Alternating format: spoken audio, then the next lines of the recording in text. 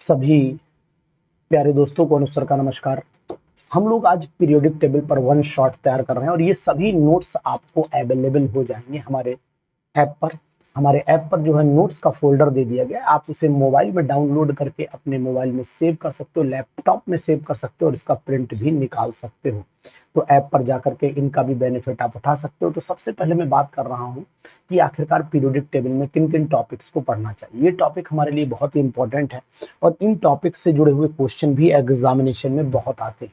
तो मित्रों, ये बात जरूर ध्यान देनी कि हर चीज इंपॉर्टेंट है और आपको पढ़नी है, छोड़नी किसी कीमत पर नहीं है, क्योंकि हम आपको एक एक पॉइंट से वाकिफ कराते चल रहे हैं और ये नोट्स आपके लिए बहुत ही वरदान साबित होंगे।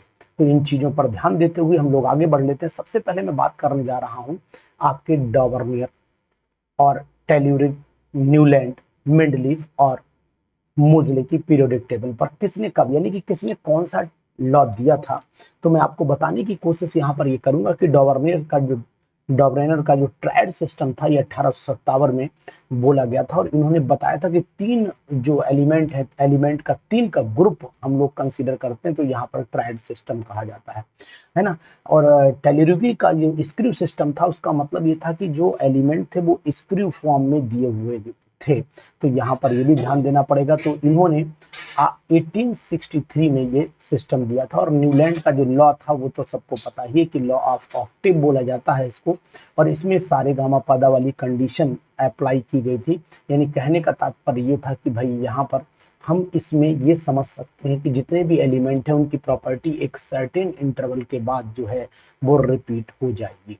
तो ये बात ध्यान देने वाली है। मेंडलीफ इसके बाद आए थे और इन्होंने सबसे इंपॉर्टेंट, जिन्हें फादर ऑफ पीरियोडिक टेबल भी कहा जाता है, और अगर फादर ऑफ पीरियोडिक टेबल की बात करें तो इन्होंने 1834 से 1907 के बीच जो काम किया है वो वाकई में, यानी कि शुरुआत से लेकर के एंड तक में जो 1869 में सबसे बड़ा फोकस काम किया है वो ये किया है कि पीरियोडिक टेबल को एक प्रॉपर वे में रास्ता दे दिया था। तो मैं तो यही कहूंगा कि इनको पीरियोडिक टेबल का फादर इसलिए भी बोला जाता है कि भाई इन्होंने एक वे बताया था कि किस तरीके से पीरियोडिक टेबल को पढ़ा जाए। पीरियोडिक टेबल को पढ़ने का एक तरीका, पढ़ने का एक पैटर्न भी इन्होंने समझाया था। वही चीज बहुत लाभदायक हुई, बहुत बेनिफिट हुआ उससे लोगों को आगे पीरियोडिक टेबल के एलिमेंट्स को पढ़ने के लिए। तो इस चीज को ध्यान दिया गया। दूसरी बात यह है कि बोहर्स ने इसमें इंप्रूव किया। तो बोहर का जो इनका पीरियोडिक टेबल था मेंडलीफ का, ये पूरा का पूरा एटॉमिक वेट पर डिपेंडेंट था, यानी एटॉमिक मास पर डिपेंडेंट पीरियोडिक टेबल थी, जबकि ये एटॉमिक नंबर पे था। मॉडर्न पीरियोडिक टेबल जो थी वो एटॉमिक नंबर पर थी। इस बात का भी आपको ध्यान देना पड़ेगा। तो बोहर की जो लॉन्ग फॉर्म पीरियोडिक टेबल बाद में आई वो भी पढ़ी जाती है और वो भी आपको एटॉमिक नंबर पर ही बेस पीरियोडिक टेबल बोली गई थी बाद में, यानी इस ये भी पूरी पीरियोडिक टेबल एटॉमिक नंबर पर ही डिपेंडेंट थी। केवल इसमें आइसोटोप की पोजीशन, उनको प्रॉपर वे में अरेंजमेंट, ये सब चीजें बढ़ा दी गई थी इस पीरियोडिक टेबल में। पीरियोडिसिटी आखिरकार होता क्या है? पीरियोडिसिटी का मतलब होता है रिपीटिशन ऑफ द प्रॉपर्टीज। ये ऐसे प्रॉपर नोट्स अगर आपके पास होंगे ना तो फिर आपकी तैयारी अप टू द मार्क हो जाएगी। तो repetition of the properties after certain interval, repetition of the properties after certain interval, इसी को बोला जाता है पीरियोडिसिटी। इस बात का ध्यान दीजिएगा। कॉज ऑफ पीरियोडिसिटी की अगर हम लोग बात कर लेते हैं तो यहाँ पर कॉज का मतलब है कि जो आउटर मोस्ट इलेक्ट्रॉनिक कन्फिग्रेशन होता है वो outer most electronic configuration same आना चाहिए। तो इसका मतलब है कि वो एक पर्टिकुलर इंटरवल के बाद रिपीटिशन हो रही प्रॉपर्टी की। कहने का तात्पर्य है कि लिथियम के अंदर 2s1 आ रहा है, सोडियम के अंदर 3s1 आ रहा है, पोटेशियम के अंदर 4s1 आ रहा है। तो लास्ट में जो इलेक्ट्रॉनिक कॉन्फ़िगरेशन चल रहा है ये इलेक्ट्रॉनिक कॉन्फ़िगरेशन सेम पैटर्न पर आ रहा है, रिपीटिशन हो रही सर्टेन प्रॉपर्टीज की पर्टिकुलर इंटरवल के बाद में।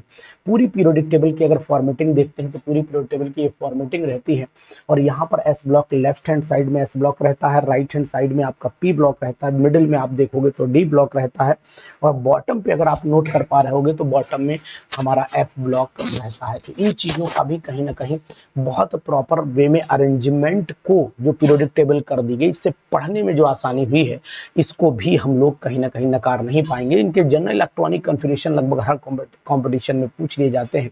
तो डी ब्लॉक का जो कॉन्फ़िगरेशन है वो आपका ये है, एस ब्लॉक का कॉन्फ़िगरेशन ये है, पी ब्लॉक का कॉन्फ़िगरेशन ये है और आपका एफ ब्लॉक का कॉन्फ़िगरेशन ये है। लेकिन इंटरेस्टिंग बात आपको यहाँ पर बताता हूँ, कभी कभी ये पूछा जाता है कि बताइए ट्रांजिशन एलिमेंट का इलेक्ट्रॉनिक कॉन्फ़िगरेशन क्या है, तो n-1 डी में 1 से लेकर के 9 होनी चाहिए और यहाँ पर ns में 1 और 2 कुछ भी हो जाए तो ये है ट्रांजिशन एलिमेंट। यहाँ पर बहुत ही इंपॉर्टेंट नोटिस करने वाली है कि ट्रांजिशन का मतलब ही होता है कि वो फिक्स इलेक्ट्रॉनिक कॉन्फ़िगरेशन शो नहीं करते हैं, वो वेरिएशन शो करते हैं। तो ये वेरिएशन के लिए आपको ये ट्रांजिशन एलिमेंट का इलेक्ट्रॉनिक कॉन्फ़िगरेशन ध्यान रखना पड़ेगा।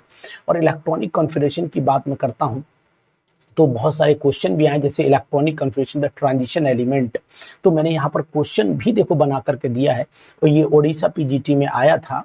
और यहाँ पर n-1 यानी ये वैसे तो आपको दिख रहा होगा electronic configuration of the transition element, तो ट्रांजिशन एलिमेंट का दोनों ही इलेक्ट्रॉनिक कॉन्फ़िगरेशन ट्रांजिशन एलिमेंट के हैं, जबकि डी ब्लॉक का इलेक्ट्रॉनिक कॉन्फ़िगरेशन, ये तो very very interesting question for the examination. अगर एग्जामिनेशन को देखते हैं, पीजीटी को देखते हैं तो उनके हिसाब से ये बहुत ही इंपॉर्टेंट माना जा रहा है। डी ब्लॉक का कॉन्फ़िगरेशन नहीं पूछा था, ट्रांजिशन एलिमेंट का पूछा था, इस बात का ध्यान देना पड़ेगा। बहुत ही इंपॉर्टेंट क्वेश्चन बना करके भी मैंने दिया और ऐसे क्वेश्चन अगर आप पढ़ते हो ना तो फिर सिलेक्शन कोई नहीं रोक पाएगा। पीरियड्स की अगर मैं बात करता हूं तो आपको टोटल पीरियड्स कितने दिखाई देते हैं, टोटल पीरियड आपको दिखाई देते हैं 7। पीरियड नंबर 1, पीरियड नंबर आपका 2 3, पीरियड नंबर 4 5, पीरियड नंबर 6 7, इन सभी को अगर मर्ज कर देते हैं तो पहले को वेरी शॉर्ट पीरियड बोलते हैं, दूसरे को शॉर्ट, फिर लॉन्ग और फिर वेरी लॉन्ग। सभी में देखो तो एलिमेंट प्रॉपर वे में आपको दिखाई देंगे। यहाँ 2 एलिमेंट है,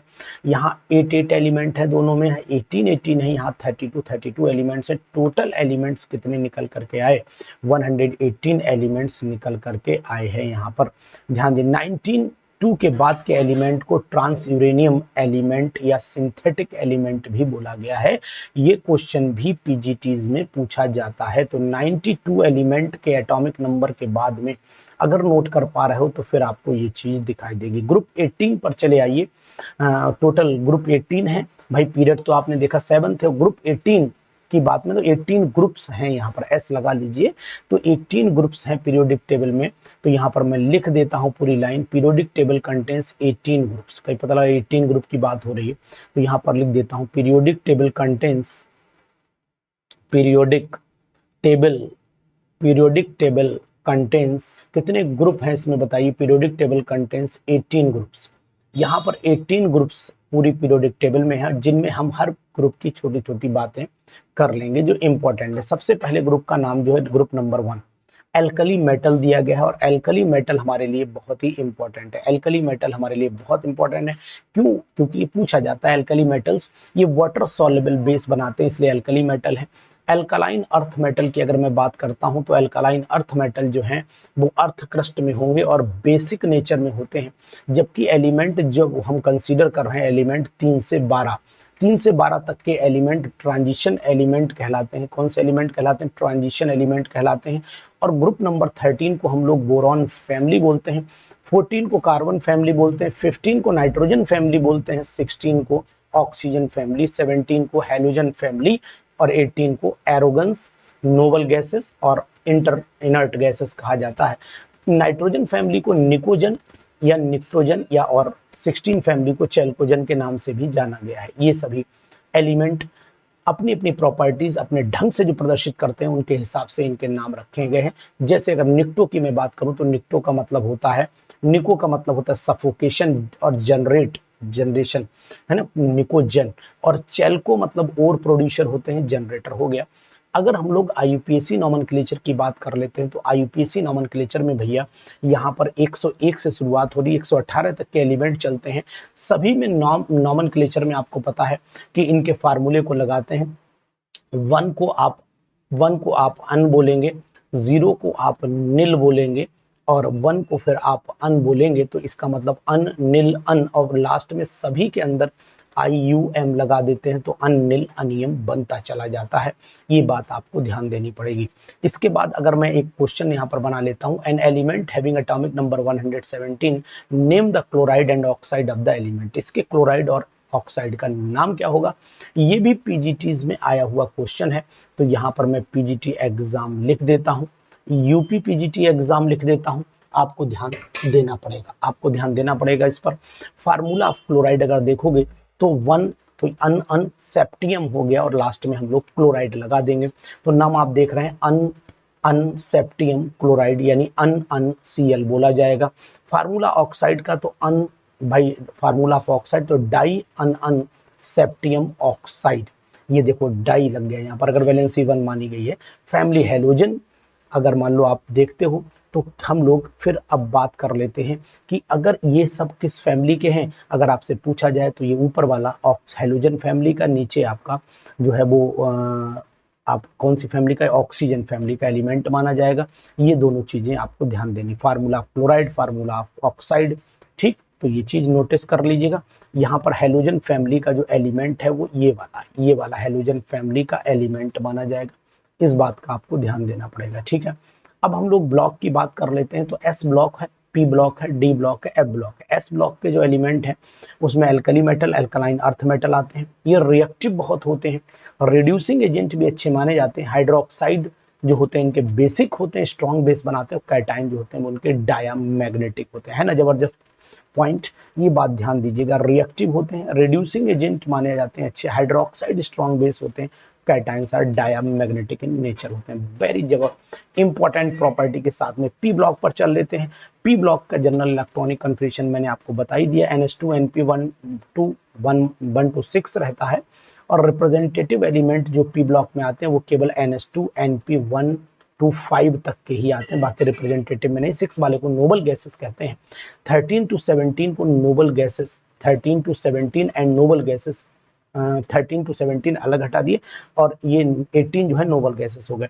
तो रिप्रेजेंटेशन में जो 13 to 17 है उनका इलेक्ट्रॉनिक कन्फिग्रेशन NH2 से NP1 माइनस NP1 to 5 रह जाता है। और जबकि नोबल गैसेस को हम लोग 18 ग्रुप के एलिमेंट कहते हैं। बहुत ही जबरदस्त वीडियो है आज की, देखना बिल्कुल नहीं भूलिए, पूरी वीडियो ध्यान से देखिएगा।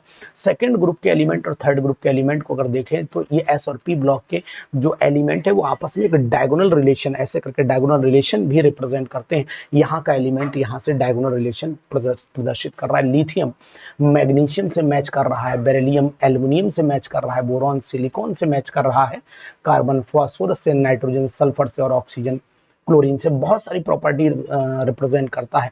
फ्लोरीन क्लोरीन अगर हम गैसेस मान लेते हैं, ब्रोमीन लिक्विड रहता है और आयोडीन आपका सॉलिड मेटेलिक लश्चर रिप्रेजेंट करता है। कौन सा एलिमेंट है जो लश्चर रिप्रेजेंट करता है और नॉन मेटल है तो फिर वो आपका आयोडीन हो जाता है। डी ब्लॉक में चले आते हैं। डी ब्लॉक का जनरल इलेक्ट्रॉनिक कन्फिग्रेशन आपको पता ही है और ट्रांजिशन एलिमेंट का भी मैंने बता दिया है। सभी डी ब्लॉक के एलिमेंट ट्रांजिशन नहीं है, इस बात का आपको ध्यान देना पड़ेगा। जबकि सभी ट्रांजिशन एलिमेंट डी ब्लॉक में हैं। सभी डी ब्लॉक के एलिमेंट ट्रांजिशन नहीं है लेकिन सभी ट्रांजिशन एलिमेंट डी ब्लॉक के हैं। क्वाइंज मेटल जो होता है इन्हें क्वाइंज बोला जाता है, इस बात का ध्यान दीजिएगा।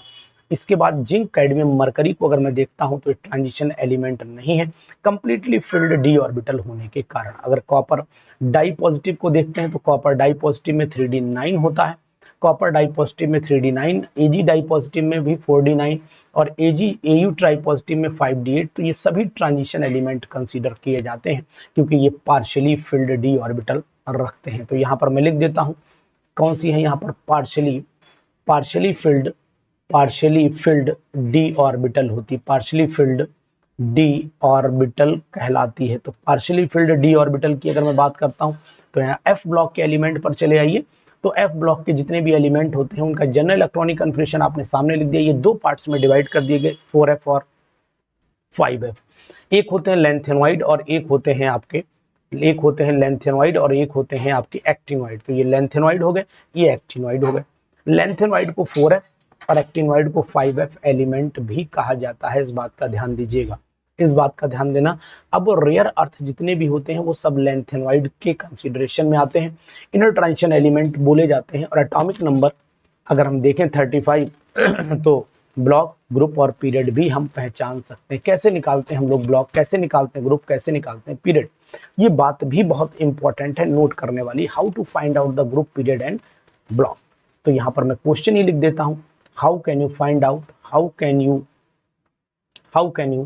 Find out groups. ग्रुप कैसे पता करोगे, पीरियड कैसे पता करोगे एंड ब्लॉक कैसे पता करोगे। ब्लॉक कैसे पता करोगे? तो एग्जामिनेशन की प्रिपरेशन के लिए आपको ये चीजें जरूर जाननी चाहिए। लास्ट इलेक्ट्रॉन जो होता है अगर पी में गया है तो फिर मतलब पी ब्लॉक हो जाता है। प्रिंसिपल क्वांटम नंबर, आगे का नंबर जो दिखा है प्रिंसिपल क्वांटम नंबर सबसे बड़ा 3 दिखाई दे रहा है ना, तो यहाँ पर थर्ड हो गया। ग्रुप, जो प्रिंसिपल क्वांटम नंबर के जो इलेक्ट्रॉन्स हैं लास्ट वैलेंस शेल के जोड़िए 5 और 2 7, उसमें 10 ऐड कर दीजिए, 17th ग्रुप आ जाता है। तो यहाँ पर ब्लॉक कौन सा हो गया? पी, पीरियड कौन सा हो गया? थर्ड, और ग्रुप आपका ये हो गया 17। बहुत ही इंपॉर्टेंट।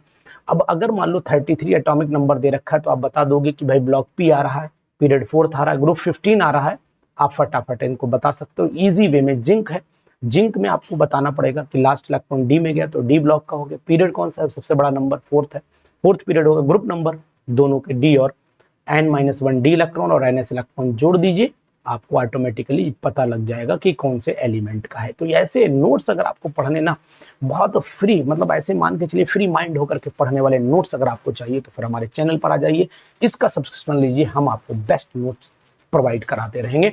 और ये नोट्स आपको हमारे ऐप पर अवेलेबल मिलेंगे फ्लास्क ऑफ केमिस्ट्री के नाम से। ई बुक भी आने वाली है, तो ई बुक भी आपको जल्दी ही MCQs के फॉर्म में मिल जाएगी, उस पर काम चल रहा है। तो उम्मीद है कि आपको विद इन 15 डेज वो बुक आपको अवेलेबल हो जाएगी। क्रोमियम को देखिए n-1 डी इलेक्ट्रॉन, तो आपको और NS, तो यहाँ पर 5 और 6 हो गया, तो ग्रुप नंबर इसका 6 आ जाता है। पीरियड यहाँ पर 4th और ब्लॉक यहाँ पर डी। तो ऐसे एलिमेंट को अगर पढ़ना है तो फिर आप जबरदस्त हमारे साथ बने रहिए। एफ ब्लॉक को अगर हम देखते तो लास्ट इलेक्ट्रॉन एफ में गया तो एफ ब्लॉक हो जाता है। 4F का है तो पीरियड 6 रहेगा, और 5F का है तो पीरियड नंबर 7 फिक्स रहता है। ग्रुप की बात यहाँ पर नहीं होती क्योंकि ग्रुप ये सब थर्ड में ही काउंट किए जाते हैं। खास बात जान लीजिए, एफ ब्लॉक के जितने भी एलिमेंट हैं सभी एलिमेंट थर्ड में ही काउंट किए जाते हैं, अलग ग्रुप इनका नहीं है भैया, ध्यान देना, बहुत इंपॉर्टेंट बात। चलिए, अगर हम लोग पीरियोडिक प्रॉपर्टीज की बात करते हैं तो पीरियोडिक प्रॉपर्टीज हमें जबरदस्त एटॉमिक और आयनिक रेडियस पर ध्यान देना है, आयनाइजेशन एंथैल्पी पर ध्यान देना है, इलेक्ट्रॉन गेन एंथैल्पी पर, इलेक्ट्रॉन नेगेटिविटी पर, मेटेलिक और नॉन मेटेलिक करैक्टर पर, और एसिडिक और बेसिक ऑक्साइड की मैं अगर बात करता हूं तो इनको भी पढ़ना ही पड़ेगा। Very very important. एटॉमिक और रेडियस, यानी कि अगर सेंटर से आउटर मोस्ट तक की दूरी को अगर हम नापते हैं तो वो एटॉमिक रेडियस में गिनी जाती है। आपको पता है एकदम फ्लो में हम बात कर रहे हैं, और इसलिए कर रहे हैं कि आप सब चीजें रिवाइज बहुत फ्लो में रिवाइज कर सकते हो आप।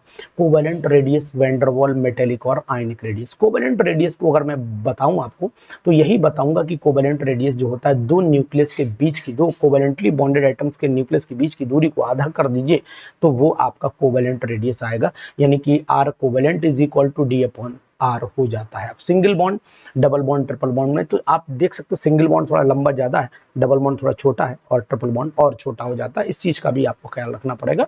और अगर हम देखें तो 1.54 एंगस्ट्रॉम, ये डिस्टेंस भी कई बार एग्जामिनेशन में पूछी गई है। तो और डबल बॉन्ड 1.34, उसके बाद ट्रिपल बॉन्ड 1.20 एंगस्ट्रॉम होता है। अगर आप इसी डिस्टेंस जानते हैं तो फिर रेडियस निकालने में फिर आपको कोई तकलीफ नहीं होनी चाहिए। ऐसे नोट्स बनाइए जो आपको आसान लगे, एग्जामिनेशन में मदद करें, ऐसे नोट्स बने जो एग्जामिनेशन में मदद करें। कोवेलेंट रेडियस डिक्रीज करता है, इंक्रीज मल्टीप्लिसिटी जितनी बढ़ती चली जाएगी कोवेलेंट रेडियस उतना ही कैसा होता चला जाएगा, छोटा होता चला जाएगा। जैसे सिंगल बॉन्ड में बड़ा, डबल बॉन्ड में छोटा, और ट्रिपल बॉन्ड में सबसे छोटा हो जाता है।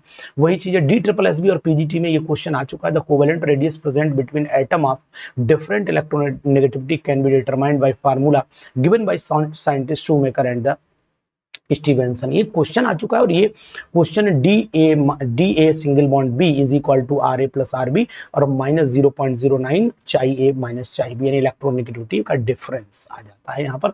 ये क्वेश्चन पर इंपॉर्टेंट लगाइए, PGT एग्जामिनेशन के लिए बहुत ही इंपॉर्टेंट है, आ चुका है तो आने की संभावना भी बढ़ जाती है, ऐसा ध्यान रखिएगा। वैन डर वाल रेडियस की अगर मैं बात करता हूं तो वैन डर वाल रेडियस में चले आइए।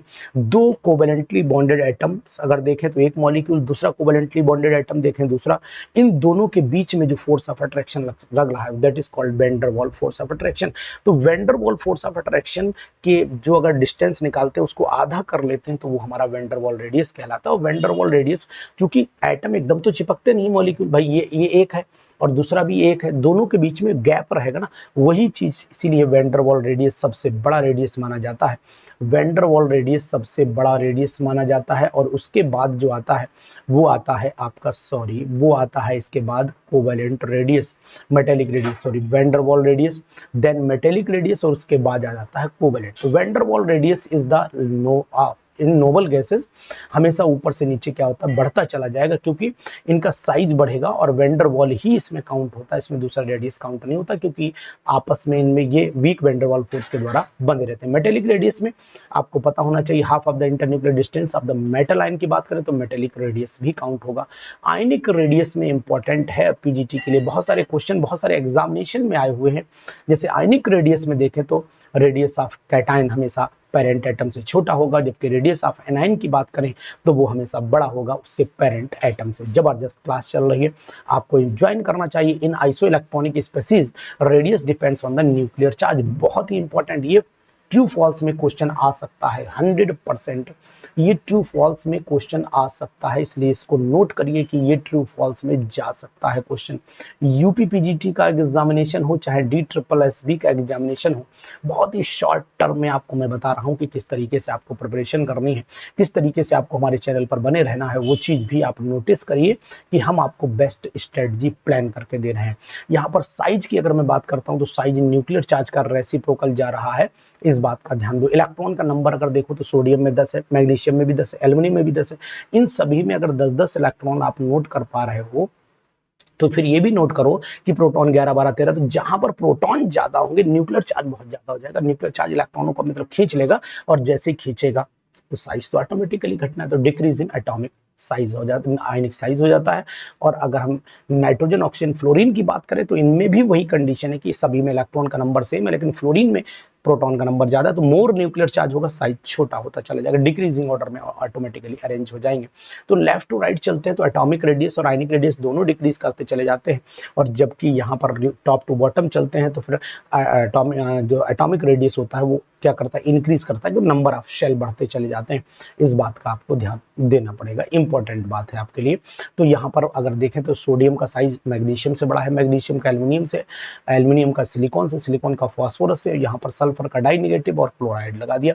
तो इस चीज का भी आपको ध्यान देना पड़ेगा, बहुत ही इंपॉर्टेंट है, पढ़िए जरूर। आयनाइजेशन पोटेंशियल की मैं बात कर रहा हूं तो आयनाइजेशन पोटेंशियल पता ही है कि amount of the energy required to remove the electron, पहला इलेक्ट्रॉन आसानी से निकलेगा तो न्यूक्लियर चार्ज बढ़ेगा, न्यूक्लियर चार्ज बढ़ेगा तो इसका मतलब सिंपल सी बात है कि एटम का साइज घटेगा, यानी कि इलेक्ट्रॉन को निकालने के लिए ज्यादा एनर्जी की जरूरत पड़ेगी। तो फर्स्ट आयनाइजेशन पोटेंशियल हमेशा कम होता है सेकंड से, और सेकंड कम होता है थर्ड से, इस बात का, यानी ज्यादा एनर्जी चाहिए जितने ज्यादा इलेक्ट्रॉन निकालोगे। अगर मैं सोडियम की बात कर लेता हूं यहाँ पर, तो सोडियम में वही चीज कंसीडर की जा रही है कि भैया सोडियम में से एक इलेक्ट्रॉन निकाल दो तो आई इवन सोडियम का जो है वो आपका कम हो जाएगा, आई इवन कम हो जाएगा। क्यों कम हो जाएगा, पहला इलेक्ट्रॉन है आसानी से लॉस हो जा रहा है, क्योंकि एक जो पहला इलेक्ट्रॉन आसानी से लॉस हो गया, अब इसने स्टेबल कन्फिगरेशन को गेन कर लिया है। ये कन्फिगरेशन कैसा है, ये आपका स्टेबल कन्फिगरेशन है। अब स्टेबल में इलेक्ट्रॉन निकालना मुश्किल पड़ेगा, तो डाई सोडियम बनाने में बहुत एनर्जी लगेगी as compare to monosodium ion, इस बात का ध्यान दीजिएगा। तो इसलिए यहाँ पर IE की वैल्यू, IE2 की वैल्यू आपको ज्यादा दिखाई गई है, ठीक है। इसी तरीके से मैग्नीशियम की IE1 जो है वो ज्यादा है और IE2 कम है, इस बात का ध्यान दीजिएगा, इस बात का ध्यान दीजिएगा, वेरी वेरी इंपॉर्टेंट है ना, इसको जरूर पढ़िए। अगर हम लोग चलते हैं लेफ्ट टू राइट तो यहाँ पर अरेंजमेंट बदलता है, lithium, beryllium, boron, carbon, nitrogen, oxygen, fluorine, neon. तो यहाँ पर अगर हम देखें तो साइज में लिथियम का साइज छोटा है, बेरिलियम का बड़ा है, लिथियम का ionisation potential, sorry ionisation potential की अगर मैं बात करूं तो lithium, beryllium, boron, carbon, nitrogen, oxygen, fluorine, neon, ये ऑर्डर गड़बड़ हो गया। यहाँ पर ऑक्सीजन का आयनेशन पोटेंशियल नाइट्रोजन से कम हो जाता है, क्योंकि ऑक्सीजन में जो 2p4 कॉन्फ़िगरेशन है, एक इलेक्ट्रॉन आसानी से निकलेगा, जबकि नाइट्रोजन के केस में 2p3 है, स्टेबल कॉन्फ़िगरेशन है, इलेक्ट्रॉन मुश्किल से निकलेगा। तो इसी कंडीशन में बेरिलियम और बोरॉन आते हैं। तो ये ऑर्डर आपको एग्जामिनेशन के लिए साथियों जरूर याद करके रखना है, जिससे कि आप एग्जामिनेशन में अपनी परफॉर्मेंस को इंप्रूव कर पाएं। 13 ग्रुप में चले तो ऊपर से नीचे आने पर डिक्रीज हुआ, फिर नीचे गैलियम का लगभग सेम हुआ, फिर स्लाइटली क्या कर जाता है, डिक्रीज और देन इंक्रीज कर जाता है। This is due to the shielding effect, shielding effect की वजह से है। बोरॉन का आयनेशन पोटेंशियल ज्यादा है एल्युमिनियम से, एल्युमिनियम गैलियम का लगभग सेम है, और गैलियम का इंडियम से ज्यादा और इंडियम का कम हो जाता है थैलियम से। तो इस बात का ध्यान दीजिएगा, ठीक है ना। तो इसी तरीके से अगर हम लोग देखें तो 3D का शील्डिंग इफेक्ट पुअर होता है, जबकि 4D का शील्डिंग इफेक्ट 3D की अपेक्षा स्ट्रांग होता है। इसी वजह से ये कंडीशन पैदा हो गई। ये बात ध्यान दीजिएगा, क्वेश्चन आ सकता है पीजीटी में। ये बहुत ही इंपॉर्टेंट टॉपिक है, बहुत ही इंपॉर्टेंट है। यहाँ पर तो मैं स्टार लगा दे रहा हूँ, आपको ध्यान होगा। 14 ग्रुप की अगर मैं बात करता हूँ तो 14 ग्रुप में ऊपर से नीचे आने पर डिक्रीज करेगा, और यहाँ पर पुअर शील्डिंग इफेक्ट पीबी में है तो स्लाइटली इंक्रीज कर जाता है। तो यहाँ पर पीबी के केस को भी ध्यान दीजिएगा कि स्लाइटली 4f का poor shielding effect automatically f orbital poor shielding effect बनाती है। 15, 16, 17 ग्रुप में डिक्रीज करता है, ऊपर से नीचे आपको पता ही होना चाहिए। लेकिन 17 ग्रुप में फ्लोरीन जो है does not form F positive ion, और iodine also form I positive और I डाई पॉजिटिव भी बनाता है। इसलिए I positive, I di positive, I tri positive due to extra large size की मैं बात करने जा रहा हूं। इस बात का ध्यान दीजिएगा। 18 ग्रुप एलिमेंट्स की अगर मैं बात करता हूं तो 18 ग्रुप एलिमेंट्स में ऊपर से नीचे आने पर आयनेशन पोटेंशियल डिक्रीज कर जाएगा। इस बात का भी ध्यान दीजिएगा। तो आयनेशन फैक्टर कौन कौन से अफेक्ट करते हैं वो आपको पता है कि आयनेशन पोटेंशियल को इफेक्ट करने वाले कौन कौन से फैक्टर हैं। Atomic radius, ionic radius, nuclear charge, number of shell और शील्डिंग इफेक्ट। यानी कि अगर फ्लोरीन पॉजिटिव की बात करें 2p4 और नियॉन पॉजिटिव की बात करें तो 2p5 हो जाता है। तो यहाँ पर एनर्जी बहुत चाहिए होगी इनको कन्वर्ट करने के लिए, क्योंकि ये स्टेबिलिटी को गेन कर चुके थे। इसीलिए नाइट्रोजन पॉजिटिव की वैल्यू ज्यादा आएगी बोरॉन पॉजिटिव से, कार्बन पॉजिटिव और बेरिलियम पॉजिटिव से, जबकि यहाँ पर लिथियम पॉजिटिव की वैल्यू बहुत ज्यादा आएगी। स्टेबल कॉन्फ़िगरेशन को गेन कर चुका है और यहाँ पर अनस्टेबल हो गया है फ्लोरीन। तो इसलिए लिथियम पॉजिटिव और फ्लोरीन पॉजिटिव में भी बहुत बड़ा डिफरेंस आएगा। इलेक्ट्रॉन गेन एंथैल्पी की बात करें तो पता है कि इलेक्ट्रॉन जब डालना है तो एनर्जी रिलीज होना, वही इलेक्ट्रॉन गेन एंथैल्पी है। और पहला इलेक्ट्रॉन आसानी से अगर पड़ा तो दूसरा फिर क्या होगा, जल्दी से, मतलब पहला इलेक्ट्रॉन जब जो है पड़ा तो साइज बढ़ गया, तो दूसरा मुश्किल से पड़ेगा ना। जब मुश्किल से पड़ेगा तो इसका मतलब वैल्यू नेगेटिव में लेस हो जाएगी, यहाँ वैल्यू मोर, पहले में ज्यादा एनर्जी, दूसरे में फिर कम एनर्जी रिलीज हो पाती है। इस बात का भी आपको ध्यान देना है। इसी तरीके से अगर हम बात करते हैं तो फ्लोर जो आपकी इलेक्ट्रॉन गेन एंथैल्पी है ये लेफ्ट टू राइट से इंक्रीज करती है और टॉप टू बॉटम डिक्रीज करती है। फ्लोरीन जो होता है वो आप नोट कर पाइए कि उसकी वैल्यू क्लोरीन से घट जाती है। सबसे ज्यादा इलेक्ट्रॉन गेन एंथैल्पी रखने वाला कौन हुआ, सबसे ज्यादा फ्लोरीन हुआ, उससे कम क्लोरीन हो जाता है। जबकि लगता ऐसा था कि फ्लोरीन ज्यादा रहता होगा, लेकिन ऐसा नहीं है। इस बात का भी ध्यान दीजिएगा। इसमें भी सेम फैक्टर ही चलते हैं, न्यूक्लियर चार्ज और इलेक्ट्रॉन गेन एंथैल्पी की डायरेक्टली प्रोपोर्शनल है। एटॉमिक रेडियस इनवर्सली प्रोपोर्शनल होता है। शील्डिंग इफेक्ट भी इलेक्ट्रॉन एफिनिटी के इनवर्सली प्रोपोर्शनल चलता है। E2 represent the energy required inter electronic repulsion, यानी कि O से O डाई नेगेटिव कौन सी एंडो और कौन सी एक्सो होगी आपको ऑटोमेटिकली पता लग जानी चाहिए। यहाँ पर ये क्वेश्चन बन रहा है। E2 represent the energy required. तो अब ये बात बताइए कि भाई 2 इलेक्ट्रॉन निकाला, पहले तो 2 डाले, तो 2 डालने का मतलब डेल्टा H की वैल्यू पॉजिटिव होती चली जा रही है, और जब आपने एक्स्ट्रा भाई डाला तो डेल्टा एच यानी कि एक्सोथर्मिक रिएक्शन हो गई। तो ये चीज आपको ध्यान देनी पड़ेगी कि अगर हम ऑक्सीजन का इलेक्ट्रॉनिक कॉन्फ़िगरेशन लिखते हैं तब भी ये बात हमें क्लियर हो जाएगी। इलेक्ट्रॉनिक कॉन्फ़िगरेशन से भी मैं आपको समझाने की कोशिश करता हूँ। देखिए ऑक्सीजन का 1s2 2s2 2p4, अगर पहला इलेक्ट्रॉन डालेंगे तो हमें डालने में क्या होगी, जैसे हमने डाला इलेक्ट्रॉन तो उसने एनर्जी क्या ही हमें देनी पड़ेगी, भाई ले लो इलेक्ट्रॉन। उसके बाद क्या हुआ, जब दूसरा डालेंगे खट से लेगा, क्योंकि 2p5 हो चुका है, अब ये 6 बनाने में देर नहीं करेगा, तो खट से इलेक्ट्रॉन लेगा और ज्यादा से एनर्जी रिलीज कर देगा। इस बात का भी हमें ध्यान देना पड़ेगा। तो ऑक्सीजन में पहली एंडो होती, दूसरी एक्सो हो जाती, इस बात का ध्यान दिए। नोबल गैस का कॉन्फ़िगरेशन जो है वो हमेशा स्टेबिलिटी को गेन करने के लिए, तो यहाँ ध्यान दीजिएगा NH2NP डोंट एक्सेप्ट, मतलब है यहाँ सिंपल सी बात है, एक्सेप्ट नहीं करेगा और तो हमें एनर्जी देनी पड़ेगी, तो इसलिए पॉजिटिव वैल्यू आती है। इजी वे में नहीं ले पा रहा है, जब 2p5 हो गया तो फिर आसानी से इलेक्ट्रॉन ले लेगा, ये बात ध्यान देनी है। इलेक्ट्रॉन नेगेटिविटी की बात करते हैं, ये वो टेंडेंसी होती है जिसके थ्रू इलेक्ट्रॉन पेयर अट्रैक्ट किया जाता है अपनी तरफ। तो यहाँ पर इलेक्ट्रॉन नेगेटिव पावर जो होती है सबसे ज्यादा फ्लोरीन की होती है और लेफ्ट टू राइट चलते हैं तो इलेक्ट्रोनेगेटिव पावर जो है वो आपकी बढ़ती चली जाती है। बेस्ट रिवीजन का क्लास आपके सामने था। Electronegativity left to right increase की, टॉप टू बॉटम डिक्रीज करती चली जाती है, क्योंकि साइज यहाँ पर डिक्रीज कर रहा है, यहाँ साइज आपका बढ़ता चला जा रहा है। इस बात का रिप्रेजेंटेशन आपको डायग्राम से भी दिखा सकते हैं और वैसे भी बताएंगे। Factors atomic size, ionic radius, ये फैक्टर्स एज यूजुअल जो ऊपर थे वही फैक्टर्स यहाँ पर भी हैं।